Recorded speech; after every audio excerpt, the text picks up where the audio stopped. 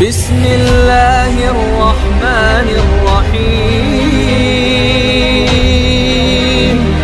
لا أقسم بيوم القيامة ولا أقسم بالنفس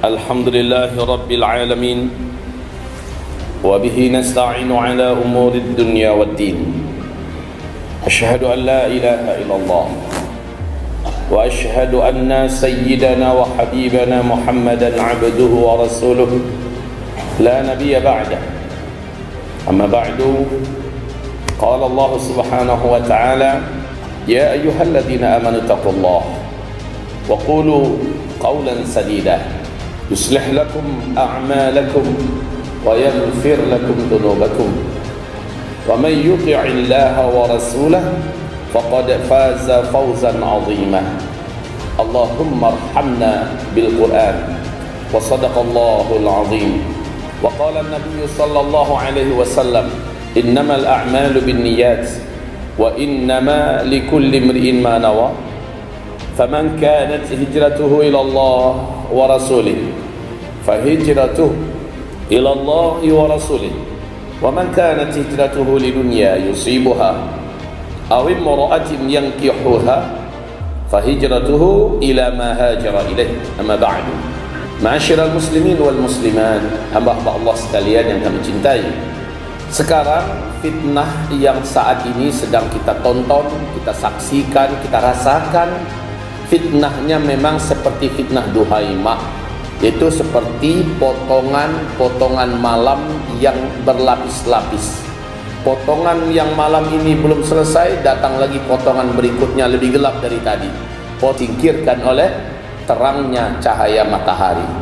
Qul ja'al haqq wa zahaqal batil innal batila kana zahuqa. Katakan, telah datang kebenaran dan kebatilan pasti sirna. Sesungguhnya seluruh kebatilan pasti akan lenyap. Hadirin ma'asyiral muslimin, hamba-hamba Allah sekalian yang kami muliakan. Baru saja saya dibisik oleh IO kami, yaitu dari tim Barokah, Yayasan Barokah, almarhum ayahanda dan gurunda kita yang tercinta Tengku Zulkarnain. Beliau mengatakan tema kita adalah persiapan menghadapi huru-hara dan fitnah akhir zaman. Betul itu Bapak Ibu? Tayyib. Sekarang saya sampaikan secara umum kepada Bapak Ibu. Nabiullah sallallahu alaihi wasallam menyebutkan tentang kemunculan sosok pemimpin terakhir yang akan membuat sejuk dunia ini. Figur tersebut langsung dari keturunan kandungnya. Dan bahkan Nabi tunjuk hidung, yaitu Hasan bin Ali. Kata Rasulullah sallallahu alaihi wasallam, dari keturunan cucuku ini nanti di akhir zaman akan muncul seorang pemimpin penutup. Akhlaknya nanti benar-benar mirip dengan akhlakku, tetapi bentuknya tidak mirip dengan aku, kata Rasulullah sallallahu alaihi wasallam. Sosok tersebut digelari, diberi nama dengan Al-Mahdi. Namanya benar-benar mirip dengan namaku, kata Rasulullah, dan nama ayahnya juga mirip dengan nama ayahku. Itu nama sosok tersebut, yaitu Imam Al-Mahdi. Dia muncul ketika seluruh dunia dalam kondisi berdarah-darah, Bapak Ibu. Maknanya apa? Dunia dalam kondisi perang di mana-mana. Di tengah-tengah kondisi itu Imam Mahdi Allah munculkan.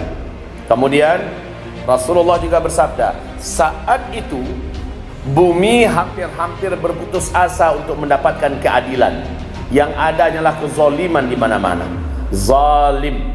Setiap pemimpin, setiap penguasa, setiap pemerintah, setiap orang kuat, setiap orang kaya, seluruh orang yang memiliki power, pengaruh akan zalim. Sulit menemukan keadilan pada masa itu.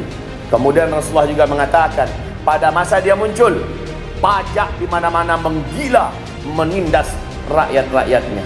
Pada masa itu kata Rasulullah sallallahu alaihi wasallam, manusia dalam keadaan tegang, makanan utama sulit didapatkan, kelaparan melanda di mana-mana, ekonomi sedang ada di bawah sekali.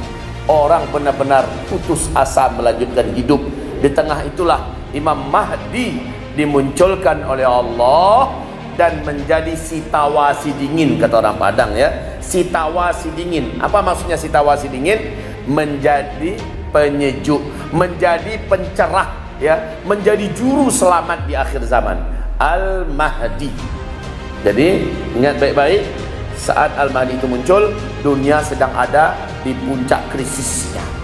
Krisis kritis ya, di puncak tragedi kemanusiaan, pertumpahan darah, peperangan dunia. Nah Bapak Ibu, hamba-hamba Allah yang kami muliakan, satu-satunya harapan terakhir kita yang bisa kita bangga-banggakan selama ini, negara yang masih menjalankan hukum dan syariat Islam adalah yang melayani Ka'bah dan Masjid Nabawi, yaitu Arab Saudi. Tapi sejak 2017 Bapak Ibu sama-sama sudah melihat dan menyaksikan, tak rela, tak menerima kita Pak, bagaimana Muhammad bin Salman setelah dia berhasil mengkudeta putra mahkota asli yaitu Pangeran Nayef. Sejak itu Muhammad bin Salman membalikkan Arab Saudi 180 derajat, terbalik habis.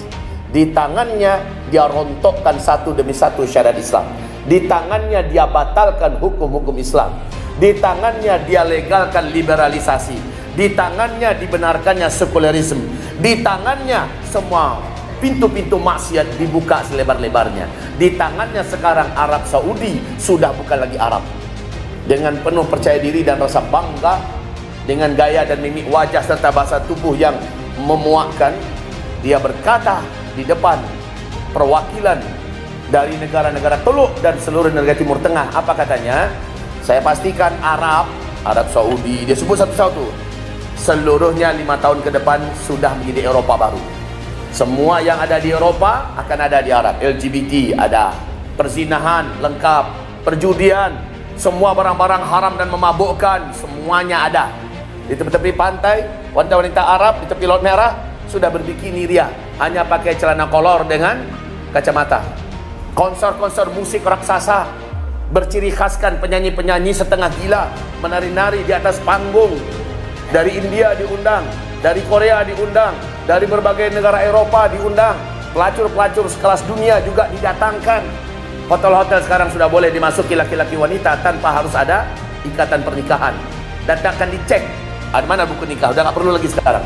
Wahai Bapak Ibu, acara-acara wisata dibuka selebar-lebarnya. Sekarang mereka mulai mencari penghasilan dari sumber-sumber yang haram. Lalu rakyatnya, seluruh yang ada di Arab Saudi dicekek dengan pajak yang mematikan. Dipalain semua rakyatnya. Jangankan orang asing Pak yang bekerja di sana, rakyatnya pun dipalain. Padahal Arab Saudi sebelumnya masih bersyariat, sekarang tinggal kenangan. Wahai Bapak Ibu yang kami muliakan, kenapa ini saya ceritakan semua? Karena ini berkaitan dengan persiapan apa yang akan kita lakukan. Kalau Arab Saudi sebagai benteng terakhir diterapkannya Islam dan syariat Islam, dan sekarang benteng itu sudah runtuh, apa yang terjadi? Saya akan membacakan sebuah hadis yang membuat Bapak Ibu semua merinding. Dan hadis ini mengerikan. Tapi sebelum hadis itu saya bacakan pada Bapak Ibu. Mungkin Bapak Ibu kalau yang ingin dan terus mengikuti berita ya, bagaimana di Arab Saudi gencar-gencarnya nangkapin para ulama, dai, ustaz-ustaz, sedikit aja menyinggung tentang masalah moral, menyinggung tentang masalah akhlak, menyinggung tentang masalah perubahan negatif ini, ulama tersebut, dai tersebut langsung dibekuk, langsung dijebloskan ke penjara, nggak boleh bicara. Jangankan ulama yang bicara, ibu kandungnya saja mengkritisi anaknya. Ibu kandungnya sampai sekarang hilang, nggak tahu di mana limbahnya. Ibu kandungnya melahirkannya. Bapak Ibu yang kami muliakan, saya lanjutkan pada pembicaraan kita. Kemudian, jika demikian keadaannya, saya bacakan hadis Nabi berikut ini. Rasulullah SAW bersabda, "Fi hadhil ummah khasfun wa maskhun wa qadhfun Qalu wa mata dzaka ya Rasulullah? Qala, satu, idza zaharatil qainat. Dua, wal ma'azif. Tiga, wasyuribatil khumur. Artinya di akhir zaman pada umatku ini nanti Nabi menunjuk ke tanah yang ditempatinya, yaitu Madinah Al-Munawwarah, berarti Arab Saudi hari ini. Pada umatku ini nanti di akhir zaman akan banyak Allah datangkan bencana, di mana gempa, petaka, negeri-negeri dan kota-kota Allah tenggelamkan, dan juga wajah-wajah dirubah oleh Allah, serta dari langit diturunkan hujan batu atau meteor.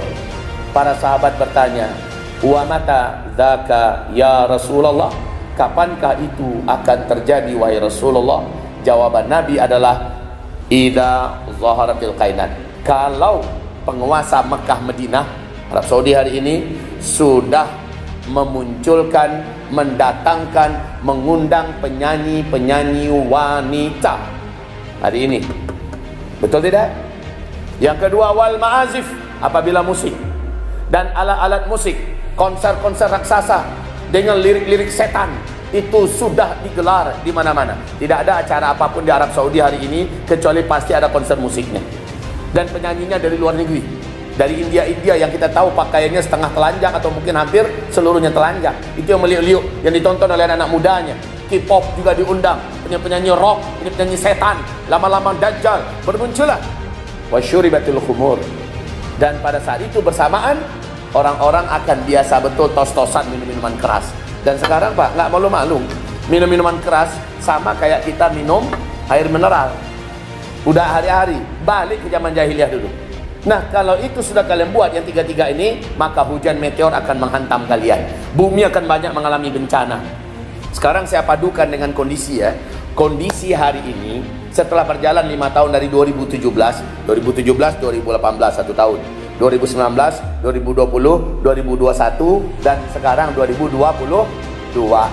Pada tanggal 24 bulan April 2021 setahun yang lalu, apa kata Muhammad bin Salman? Dia berkata, saya menolak seluruh hadis-hadis sahih dari Nabi Muhammad sallallahu alaihi wasallam. Seluruh hadis sahih ditolak. Yang saya akui cuma Al-Quran dengan hadis mutawatir, yang lain saya tolak. Maka dia terang-terangan telah menunjukkan kekufurannya, kemurtadannya, wahai kaum muslimin yang kami muliakan. Maka apalagi yang mau ditunggu? Tinggal saja kejutan dari penguasa langit dan bumi. Surprise yang dikatakan Nabi akan terjadi pada masa itu, yaitu masa kita sekarang. Bila Saudi yang begitu tenang, begitu rukun, begitu bersyariat, goncang dan dibencanakan oleh Allah, seluruh dunia akan mengalami bencana-bencana yang tidak kalah serunya. Ayo kita lihat ke Rusia sebentar. Bagaimana perkembangan Rusia sekarang Pak dengan Ukraina? Rencana Rusia hanya 4 hari saja, tapi meleset. 1 bulan dah jalan sekarang. 1 bulan Bapak Ibu, bahkan dah lewat 1 bulan. Berhasil nggak Rusia? Belum. Bahkan ini menyeret kepada negara-negara besar lainnya. Amerika dengan NATO-nya semuanya mengirimkan bala tentara. Pesawatnya dikirim, kapalnya dikirim, tank-tanknya, tank-tank tempurnya dikirim, alutsistanya dikirimkan, dipersiapkan. Sampai kepada Rusia kemarin berkata, kami bersiap menuju perang dunia ketiga. Jika perang, maka kita tahu siapa berpihak dengan siapa. Siapa berpihak dengan siapa. Kemarin ini baru-baru saja Iran kirim oleh-oleh berupa rudal ke Irak. Ngamuk-ngamuk mencak-mencak lah di sana. Alasannya nyerang pusat-pusat Israel yang ada di Irak. Tapi warga sipil kena. Uniknya India juga melakukan ulah. Hampir selusin rudal balistik dikirimkan ke Pakistan. Mencak-mencaklah Pakistan. Kita tahu Pakistan dengan Irak, dengan India sama-sama punya bom atom, bom nuklir. Kalau perang ini, tak tahulah kita. Sudan masih perang, Libya masih perang, Suria masih perang, Palestina dengan penjajah Israel sampai hari ini belum pernah damai-damai. Sementara Cina tinggal start aja lagi dengan Taiwan, seperti Rusia dengan Ukraina. Di waktu yang sama, Cina bergaduh hebat dengan Jepang sekarang, dengan Filipina, dengan Thailand, dengan Brunei Darussalam, dan bahkan dengan Malaysia, Singapura. Anehnya dengan Indonesia aman. Kaum muslimin yang kami muliakan, ini Sesuatu yang sangat-sangat perlu menjadi perhatian kita di akhir zaman. Bila memang tak bisa dikendalikan, seperti kata Presiden Ukraina, siapa namanya? Volodymyr Zelensky. Dia berkata, jika Rusia tidak mau kami ajak untuk duduk berunding baik-baik, maka persiapan perang dunia ketiga tidak bisa dielakkan. NATO juga memberikan ancaman, ya, akan mengirimkan pasukan perdamaian. Kata Rusia, coba macam-macam kalian, berani kalian kirimkan bom nuklir, bom atom, kami berikan kepada kalian oleh-oleh dari Rusia yang akan menghancurkan kota-kota besar di Eropa dan bahkan jantung Amerika. Rusia memiliki hulu ledak bom nuklir lebih 6.800 unit. Satu saja sudah bisa menghancurkan Nagasaki, Hiroshima. Itu standar dulu. Standar sekarang bahkan ada bom atom kiamat namanya, Pak, yang dibuat oleh Rusia. Kecepatannya 13 kali lipat kecepatan suara. Ditekan sekarang, 5 menit kemudian nyampe di Amerika. Daya tempuhnya mulai dari 5.000 sampai 12.000 km hanya dalam 5 menit. Apa ini tidak merinding kita, Pak? Makanya dengan negara Eropa, Amerika serius betul menanggapi ancaman Rusia ini. Dan kita tahu antara Rusia dengan Cina ini sudah membentuk aliansi militer. Cina dengan Korea Utara, juga pemilik bom nuklir, juga membentuk aliansi militer. Negara-negara yang seakidah dan seideologi sudah membentuk aliansi militer. Bila ini terwujud, perang tak bisa dihindarkan berskala global. Ini namanya World War III, ya, perang dunia ketiga. Maka perang dunia ketiga ini, bila ada satu negara mulai melepaskan satu bom atomnya, bom nuklirnya, maka negara-negara pemilik bom nuklir yang lain pasti akan susul, balas membalas. Maka bumi ini selesai, Pak. 13.000 hari ini hulu ledak bom nuklir yang ada di 10 negara. Amerika, Rusia, Cina, Korea Utara, Turki, Iran, India, Pakistan, apalagi Israel, ya. Hamba-hamba Allah, bila mereka sudah mulai, maka apa artinya ini? Apa artinya? Harusnya Imam Al-Mahdi muncul di tengah-tengah perang ini. Itu seharusnya jawaban kita. Imam Mahdi muncul, tapi harus perang dulu timur dan barat. Rasulullah bersabda akan terjadi perang antara dua blok, blok timur dengan blok barat. Lalu blok barat akan mengajak kalian berdamai, dan kalian bersatu dengan blok barat, dan kalian akan memerangi blok timur. Allah akan menangkan kalian memerangi blok timur. Tapi kemudian barat berkata, Rum berkata, Yahya salib, Yahya salib, Yahya salib. Kemenangan ini adalah kemenangan kaum salib, menyebabkan marah orang-orang beriman. Padahal perangnya bareng, tapi ketika menang, yang mengklaim menang siapa? Kaum salib. Marahlah, terjadilah pengkhianatan, terjadilah pembatalan perjanjian damai. Peranglah antara Islam melawan Rum atau Barat. Dalam hal ini Islam melawan Eropa dan Amerika.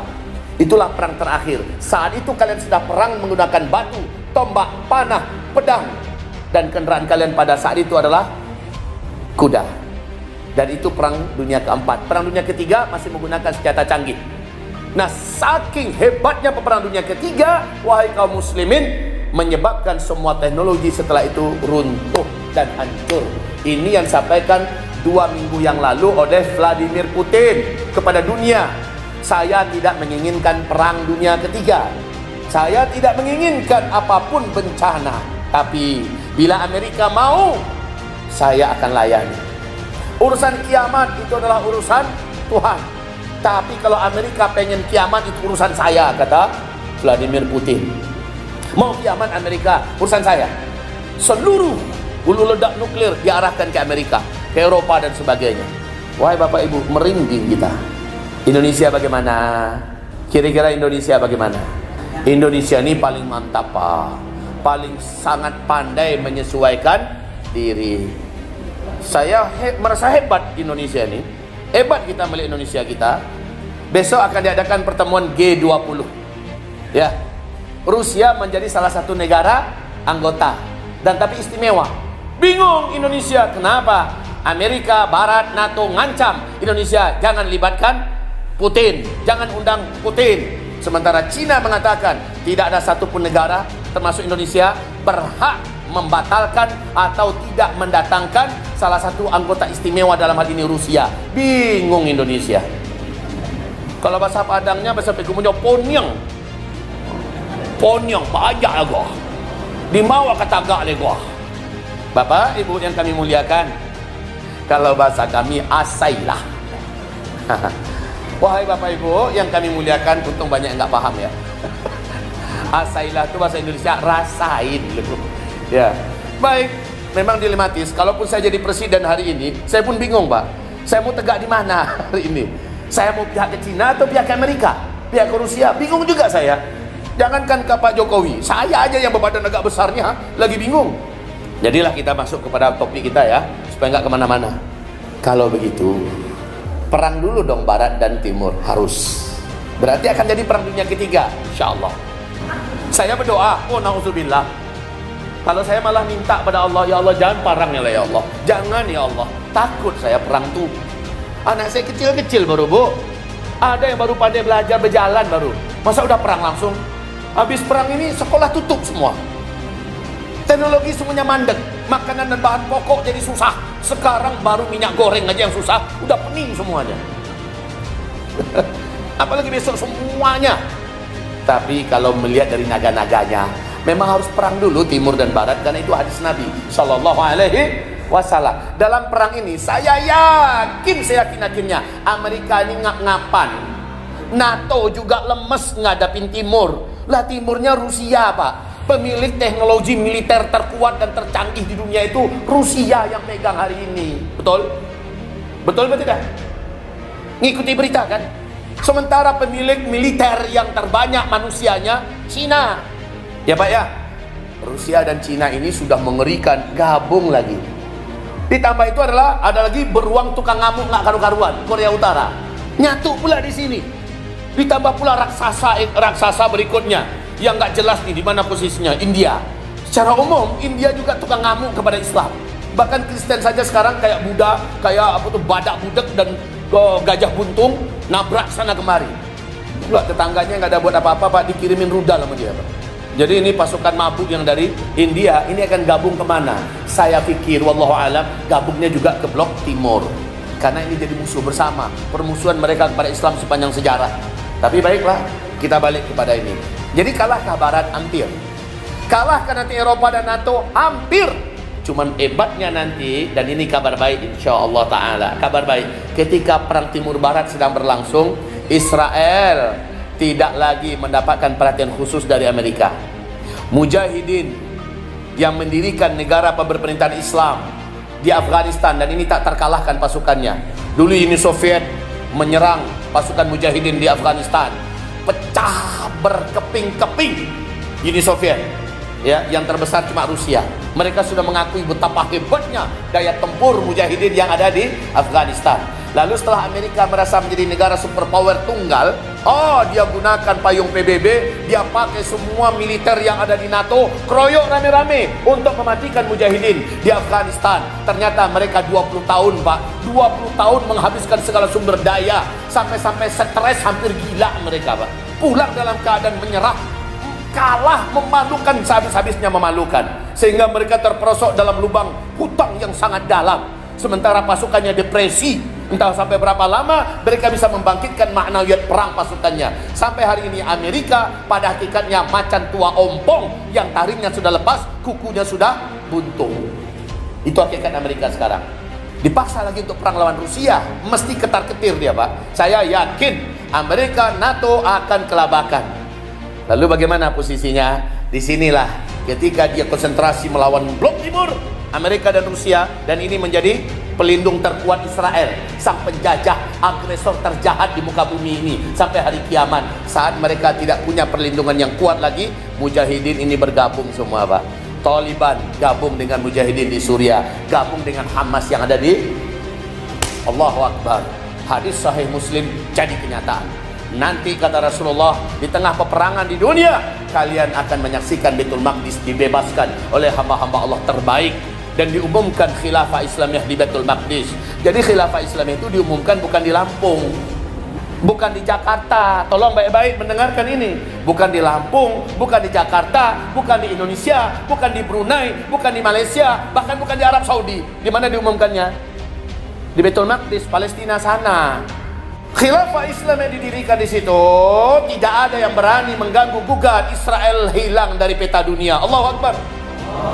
Dan ini pasti ya, pasti menurut banyak para ahli dan pakar dunia, mereka meyakini 2022 peta dunia akan berubah. Israel akan hilang. Amin. Insyaallah 2022. This year, insyaallah taala. Takbir. Takbir.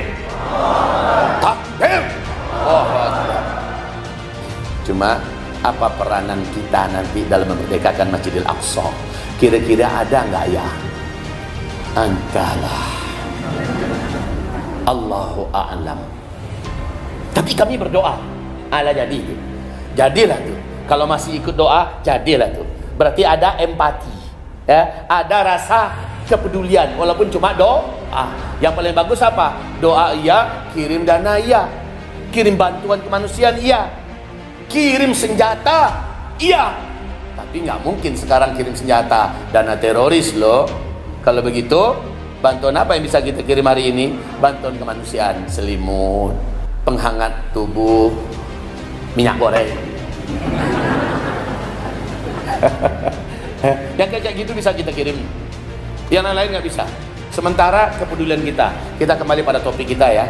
Saat Palestina sudah dimerdekakan, kata Rasulullah dalam hadis Sahih Imam Muslim, Ibnu Ahwalah, saat itu bumi terkuat, bumi teraman adalah Palestina, kata Rasulullah. Hijrahlah kalian cepat ke sana.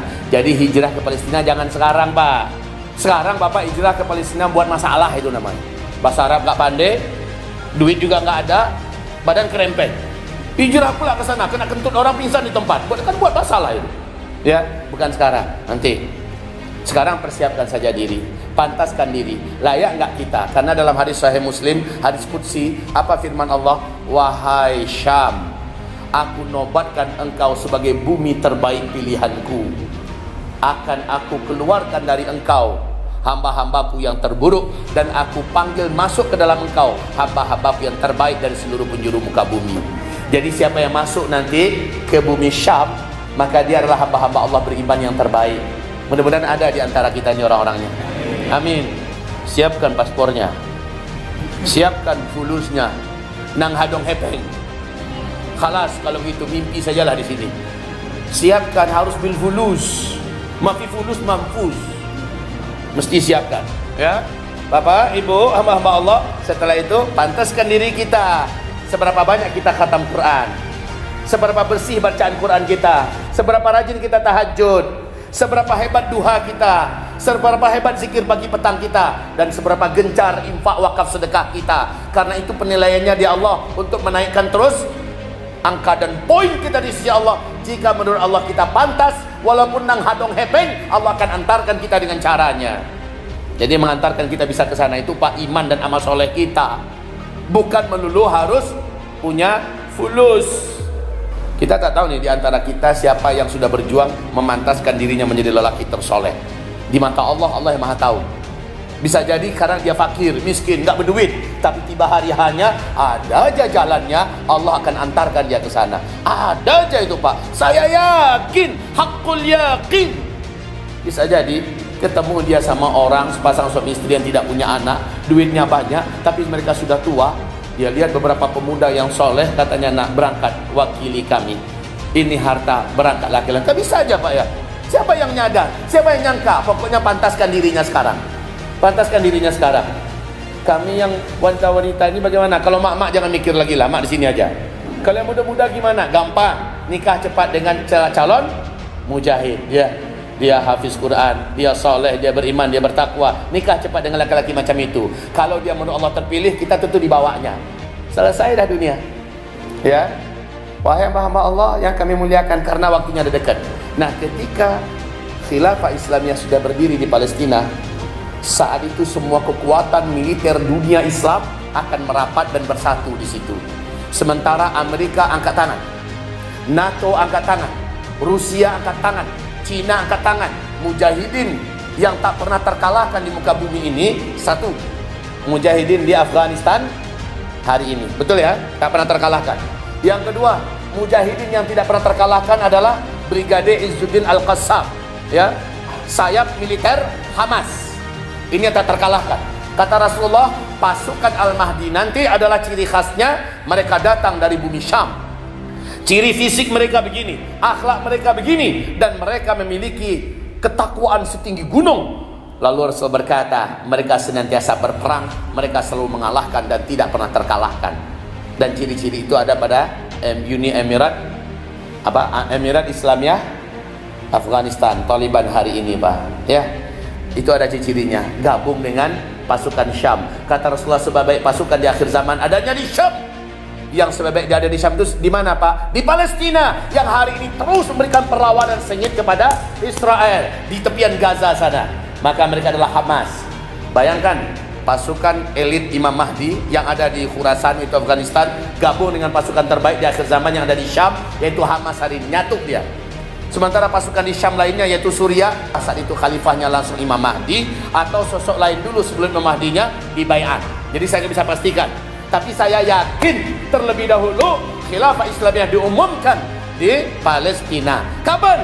Di tengah-tengah perang dunia ketiga, saat Barat lengah dari mempertahankan Israel di Palestina. Saat itu Palestina dibersihkan, dicuci bersih dari kejahatan bangsa keturunan kera dan jangan ragu, Pak, keturunan kera. Dan ini Allah menyebutkan dalam Al-Quran, mereka adalah abnaul qiradati wal khanazir, anak-anak keturunan kera dan babi. Inilah Yahudi sekarang, dibersihkan oleh mujahidin nanti. Dan Amerika tak bisa lagi melindungi. Kenapa? Amerika sudah tersedot semua kekuatannya menuju perang melawan Timur. Begitu juga NATO. Akhirnya Israel tanpa pembela, tanpa pembantu, ya, habis bersih. Saat itu Islam bersatu semuanya. Allahu Akbar. Barulah Amerika dan NATO merayu gabung yuk, gabung yuk, gabung yuk, gabung yuk. Akhirnya yuk, kata mujahidin Islam, dikalahkanlah semua Timur. Setelah semua Timur kalah bagaimana? Setelah semua Timur kalah bagaimana? Barulah menuju perang dunia keempat. Di Amak dan di Dabig, yaitu di ujung Suriah berdekatan dengan Turkiya, terjadi pengkhianatan kaum salib dengan mengibarkan bendera kemenangan salib. Yang menang adalah salib, yang menang adalah salib. Terjadilah perang dunia keempat. Saat itu perang dunianya sudah menggunakan senjata manual. Kata Rasulullah, Blok Timur dah kalah semua, sudah lenyap, ya. Islam sudah didudukkan memimpin di masing-masing sebelah timur. Sekarang Islam melawan Eropa. Kata Rasulullah, Eropa dan Rom, Amerika itu akan mengirimkan 80 bendera. Setiap bendera membawahi 12.000 pasukan infanteri. Pasukan infanteri 12.000, Pak. Setiap bendera, berarti ada 80 negara bergabung nanti itu. Setiap negara mengirimkan 12.000 pasukan infanteri, ahli pedang, ahli tombak, ahli panah, ahli jalan kaki, berkuda, dan bahkan ahli memanah di atas kuda. Mereka adalah pasukan-pasukan elit terbaik sejak bumi ini ada. Ya Allah, bahasa Nabi serem, Pak. Pasukan elit terbaik dari sebelah Rum, dan itu akan dihadapi oleh Imam Mahdi dan orang beriman nanti. Pertempuran ini sangat sengit. Rasulullah menyebutkan dengan sebutan Malhamah Al-Kubra, Al-Malhamatul Kubra. Sementara dalam kitab Taurat disebut dengan Armageddon. Itu perang dunia keempat tanpa teknologi. Berarti di perang dunia ketiga berakhir semua teknologi. Ya, bapak-bapak dan ibu-ibu yang kami muliakan, apa persiapan bapak ibu? Saya tak mau perang. Ibu mau, Bu? Enggak mau kan? Enggak mau kan, Bu? Normal ibu masih, ya? Bagus, alhamdulillah. Dan Allah juga berfirman dalam Al-Quran, perang itu paling kamu benci. Kalau ada di antara kita yang pengen perang, Pak, itu lagi sakit jiwa itu, yuk kita ruqyah. Ada masalah nih orang, masa pengen perang? Aku pengen perang. Ada masalah tuh di jiwanya. Oke, kalau nggak bisa diruqyah, masukkan ke rumah sakit jiwa, selesai. Perang itu dibenci oleh kita semua. Dulu saya waktu muda-muda, Pak, pengennya perang. Perang. Siapa mau dilawan, pokoknya perang. Tapi setelah usia saya 38, 39, 40, pikiran saya matang bersamaan dengan perjalanan waktu. Saya berlindung kepada Allah, lindungi kami dari perang. Namun mau tidak mau, di akhir zaman kehidupan di dunia ini diwarnai dengan pertumpahan darah dan peperangan, sesuatu yang tidak bisa kita elakkan, Pak. Sehingga kata Rasulullah, di fase kelima, kita sekarang di penghujung fase keempat ya. Kata Rasulullah, sejak saya diutus sampai terjadi tanda besar kiamat yang nomor 7, di mana umat Islam serentak Allah wafatkan, kalian semua akan menjalani 5 fase sejarah. Fase yang pertama, fase kenabian, lamanya 23 tahun. Meninggal Nabi Muhammad, masuklah fase kedua, fase kekhalifahan Khulafaur Rasyidin. Itu para sahabat menjadi pemimpin, lamanya 30 tahun kata Rasulullah. Setelah fase ini habis, masuklah fase Mulkan Abdan, yaitu fase para khalifah menggunakan sistem kerajaan. Ini yang paling lama, Bu, 1227 tahun. Runtuhnya khilafah Islamiyah Al-Utsmaniyah di Turki, akhir dari fase ketiga. Sekarang kita masuk pada fase di mana Islam sedang tidak memimpin. Ini fase yang terberat. Kita sedang ada di sini dan kita udah di penghujung fase keempat ini, Pak. Masuklah fase kelima. Alhamdulillah. Aduh hirunya. Di fase penutup kata Rasulullah Sallallahu Alaihi Wasallam, di fase kelima, bumi kembali sejahtera, kaya raya, tidak ada peperangan, tidak ada bencana, tidak ada orang miskin, tidak ada kejahatan, tidak ada penyakit, tidak akan ditemukan orang yang mau nerima zakat. Jangankan zakat, Pak, emas dikasih hadiah 2 telapak tangan, nolak orang-orang, saking banyaknya kekayaan setiap orang. Ini di fase kelima, tidak ada perang. Alangkah indahnya fase yang dijanjikan Allah dalam Al-Quran, surat An-Nur, surat 24 ayat 55. Berarti fase kelima ini ada janji Allah dalam Al-Quran. Sekarang banyak orang-orang yang nggak ngerti, sok-sok melawan fase kelima ini, yaitu tegaknya kembali pemerintahan Islam di seluruh dunia dengan sistem khilafah. Banyak orang hari ini alergi, benci dengan khilafah. Mau benci ente, tidak benci ente, ini mirip dengan matahari mau terbit. Betul tidak? Matahari mau terbit, ini udah ujung gelap malam. Udah ujung gelap malam, ini ujung gelap malam. Yang suka dan berkuasa di masa kegelapan itu biasanya vampir, Dracula, pocong, kuntilanak, wewe gomber, genderuwo, sontoloyo. Ini banyak berkuasa di masa-masa ini. Ya, ujung-ujungnya matahari pasti terbit. Matahari pasti terbit, dan mereka bagaimanapun bencinya dengan matahari, tetap matahari akan terbit. Macam itulah nanti khilafah Islamnya, karena ini janji Allah. Ya, ini janji Allah. Oke. Fase pertama, kedua, ketiga, Islam memimpin dunia. Alhamdulillah. Ini sudah berjalan ya. 2/3 dunia ada dalam pemerintahan Islam. Fase kelima, Islam total memimpin seluruh dunia. 100% Islam memimpin dunia. Allahu Akbar. Tidak ada satu jengkal pun bumi kecuali ada dalam pemerintahan Islam. Bumi tenang setenang-tenangnya, Pak. Siapa yang memimpin di sini? Inilah dia sosok yang kita sebut tadi, Imam Al-Mahdi. Jadi gitu ceritanya ya. Bapak Ibu yang kami muliakan, hanya saja sayang sangat disayang. Ada apa? Di fase ini jumlah lelaki 1/50 wanita. 1 laki-laki 50 wanitanya. 1 laki-laki kawin dengan 50 perempuan. Ngawur itu, ngaco. Itu nggak benar. Yang benar adalah 1 orang laki-laki bandingannya 50 wanita. Pada kemana kaum laki-laki? Kaum laki-laki banyak diwafatkan oleh Allah di penghujung fase ini karena peperangan dan perang dan perang dan perang dan perang dan perang. Ini kematian sangat banyak untuk laki-laki. Yang di sini tersisa laki-laki tua-tua, Pak, yang nggak ikut perang. Anak-anak kecil-kecil. Jadi ibu merata dong sedunia menjanda. Yang gadis bagaimana? Ya udah nikahnya di surga aja nanti. Karena yang akan menikahi mereka tak ada di sini, Pak. Masa yang ada di sini kata Nabi di fase kelima 7 tahun saja. Di hadis yang lain 9 tahun saja. Antara 7 sampai 9 tahun fase kelima ini. Nah, Bapak Ibu yang kami muliakan, inilah dia fase di mana umat Islam atau manusia di dunia merasakan bagaikan hidup dalam surga. Tapi di ujung ini bagaikan di bayang-bayang neraka. Hidup sekarang di sini. Wahai Bapak Ibu, di sini akan terjadi tanda besar kiamat yang pertama, yang kedua, yang ketiga, dan penutupnya sekaligus penutup fase keempat, yaitu munculnya Ya'juj dan Ma'juj. Ya'juj dan Ma'juj, ya. Yang pertama apa? Dukhon, bumi gelap gulita. Dukhon selama 40 hari 40 malam tidak ada cahaya matahari. Dan dukhon ini langsung menghentikan semua teknologi yang ada di muka bumi. Pesawat masih ada tapi habis itu nggak bisa terbang lagi. Bola lampu, kabel-kabel masih ada tapi nggak bisa lagi mengalirkan aliran listrik. Sinyal internet sudah berakhir. Ya, semua teknologi berakhir, Pak. Summa uttu min haitsu bada'tu wa uttu min haitsu bada'tu wa uttu min haitsu bada'tu. Kalian semua nanti pada masa itu kembali di zaman sekarang, teman. Ya, kalian akan menunggangi kuda sebagai kendaraan kalian dan kalian akan perang menggunakan tombak, panah, pedang dan batu. Bapak Ibu, fase setelah dukhon ini berat sekali. Barulah Dajjal keluar. Dajjal keluar, turun Nabi Isa membunuh Dajjal. Isa dan turun membunuh Dajjal laknatullah alaih. Setelah selesai baru Ya'juj Allah lepaskan. Setelah Ya'juj dibinasakan oleh Allah berkat doa Nabi Isa, masuklah kita ke fase teraman di seluruh dunia. Cuma sayang, kita yang kaum laki-laki sudah banyak di alam barzakh. Bagi yang minat untuk poligami, di fase kelima ini potensial. Silahkan. Tapi kayaknya bapak-bapak akan berpoligami di alam barzakh. Silahkan. Kalau mau sekarang. Tapi saya tahu bapak pengecut. Bapak penakut, nyali gadang ketika mau tahu sesama awak.